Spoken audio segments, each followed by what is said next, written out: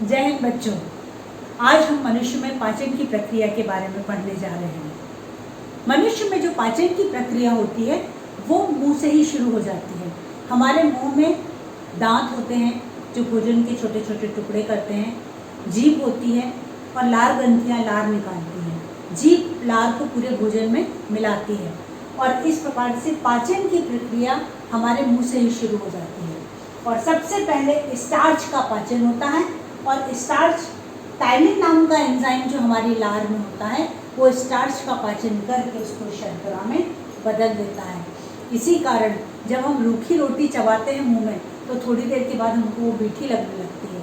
उसका कारण सिर्फ यही है कि जो टाइलिन नाम का एंजाइम है, जब जो हमारे कार्बोहाइड्रेट का रूप है स्टार्च, उसको जब हम बार बार चबाते हैं तो लार का टाइलिन नाम का एंजाइम उसको पचा के शर्करा में बदल देता है और ये शर्करा की मिठास के कारण हमको वो रूखी रोटी भी मीठी लगने लगती है।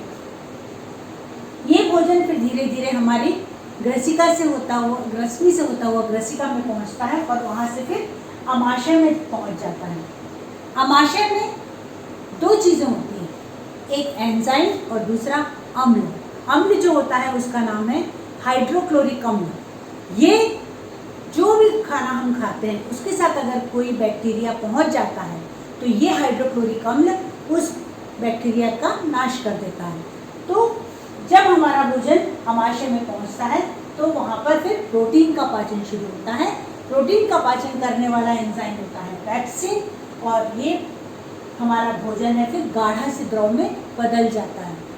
गाढ़े से द्रव में बदलने के कारण इस भोजन को हम फिर कहते हैं काइम। हाइड्रोक्लोरिक अम्ल के हम दो काम बता सकते हैं कि माध्यम को ये अम्लीय बना देता है ताकि पाचन प्रोटीन का अच्छे से हो सके। यानी हमें ध्यान क्या रखना है कि प्रोटीन का पाचन होने के लिए माध्यम का अम्लीय होना ज़रूरी है। और दूसरी बात, सारे हानिकारक बैक्टीरिया यहाँ पर समाप्त हो जाते हैं। तो हाइड्रोक्लोरिक अम्ल के दो मुख्य कार्य आपको यहाँ पर समझ में आ गए। उसके बाद ये जो काइम है, गाढ़ा सा पदार्थ, ये आगे खसकता है और अमाशय से होता हुआ ये पहुंचता है छोटी आंत में। जब छोटी आंत में भोजन पहुंचता है तब वहाँ पर बड़ी ग्रंथि जो यकृत की है उससे रस निकलता है जिसको हम पित्तरस कहते हैं। ये पित्तरस माध्यम को क्षारीय बना देता है और अग्नाशय से पाचक रस बनता है, वो कार्बोहाइड्रेट और वसा का पाचन करता है। इस प्रकार से पूरी तरीके से जो पाचन की प्रक्रिया है वो छोटी आंत में कंप्लीट हो जाती है और इस तरीके से ये जो भोजन आगे बढ़ा अब वो अवशोषण हो पाने के लिए पूरी तरीके से तैयार हो जाता है।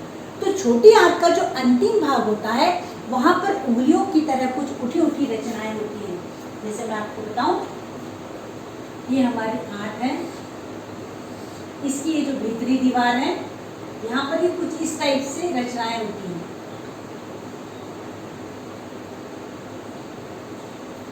इनको हम कहते हैं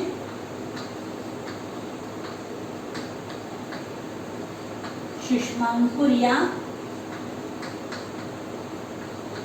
विलाई। ये अंदर की सतह को बहुत बड़ा कर देते हैं और इस कारण पचा हुआ भोजन पूरी तरीके से अवशोषित हो जाता है।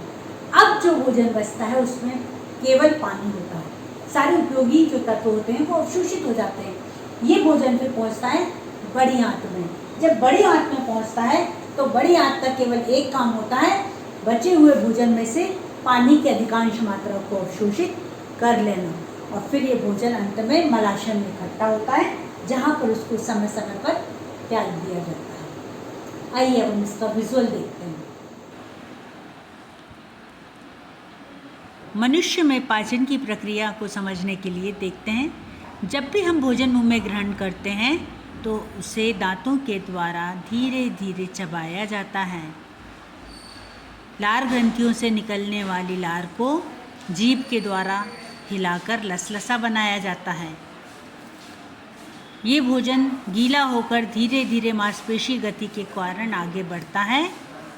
ईसोफेगस या ग्रास नली से होता हुआ अमाशय में पहुंचता है जहां HCl अम्ल होता है और माध्यम अम्लीय हो जाता है। यहाँ कार्बोहाइड्रेट, वसा और प्रोटीन का आंशिक पाचन होता है। और ये भोजन काइम कहलाता है, जो खसकता हुआ आगे छोटी आंत की ओर बढ़ता जाता है। हमारे शरीर की एक बड़ी पाचक ग्रंथि है जो यकृत कहलाती है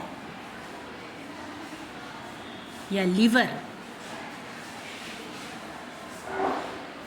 इससे जो रस निकलता है, पाचक रस,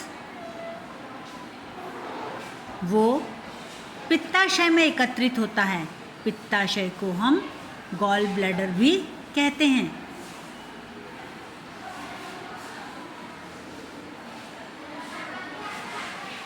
जब भोजन अमाशय से छोटी आंत में जाता है तो धीरे धीरे पित्ताशय से पित्त रस निकलकर भी छोटी आंत तक पहुंचता है और उसके साथ साथ अग्नाशय या पैंक्रियाज से भी पाचक रसों का स्त्राव होता है और वो भी धीरे धीरे निकलते हुए छोटी आंत में पहुंच जाते हैं।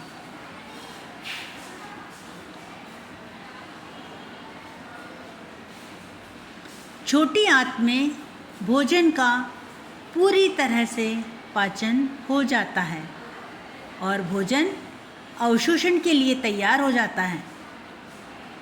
छोटी आंत का जो अंतिम भाग होता है उसे हम इलियम कहते हैं। इलियम के अंदर उंगली के समान छोटे छोटे प्रवर्ध, जिसको हम सुषमांकुर या विलाई कहते हैं, वो पाए जाते हैं। ये पचे हुए भोजन को अवशोषित करते हैं और रक्त में मिलाकर शरीर के सभी अंगों में पहुंचाने का कार्य करते हैं।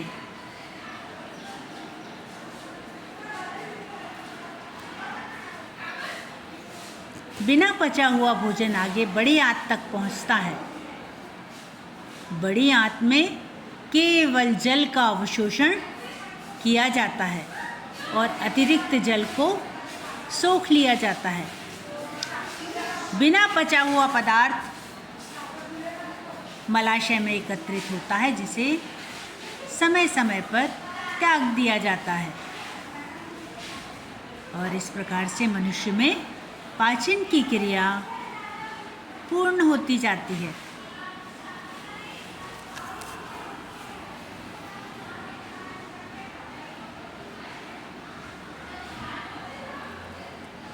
ये पाचन तंत्र का पूरा चित्र है, जिसमें हमें लार ग्रंथि, ग्रासनली, अमाशय, छोटी आंत, बड़ी आंत, मलाशय और गुदाद्वार दिखाई दे रहा है।